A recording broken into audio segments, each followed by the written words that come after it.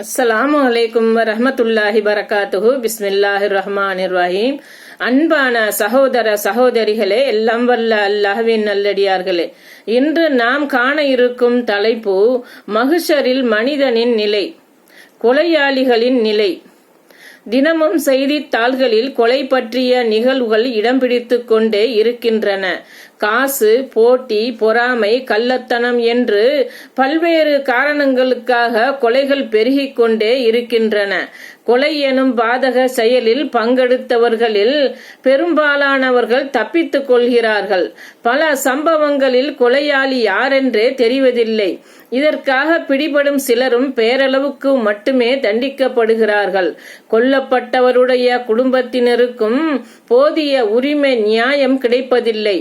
ஆனால் மறுமை நாளில் கொலையாளிகள் தப்பிக்க இயலாது. கொல்லப்பட்டவருக்கும் சரியான நியாயம் வழங்கப்படும். கொலையாளிகள் இனம் காட்டப்படுவார்கள். எல்லா மக்களுக்கும் முன்னிலையில் கொலையாளிகள் தங்களால் கொல்லப்பட்டவர்கள் மூலம் மறுமை நாளில் முடியை பிடித்து இழுத்து வரப்படுவார். இந்த உலகத்தில் கொல்லப்பட்டவர் மறுமை நாளில் தம்மை கொலை செய்தவனை அவனது முடியை பிடித்து இரத்தம் வடியும் நிலையில் இழுத்து வருவார். அவனை அல்லாஹ்வின் அரிசின் கீழே போட்டு, என் இறைவா, இவன்தான் என்னை கொலை செய்தவன் என்று கூறுவார் என நபி ஸல்லல்லாஹு அலைஹி வஸல்லம் அவர்கள் கூறினார்கள். அறிவிப்பவர் அனஸ் ரலியல்லாஹு அன்ஹு. நூல் திருமதி 3029. அஸ்ஸலாமு அலைக்கும் வரஹ்மத்துல்லாஹி பரகாத்துஹு.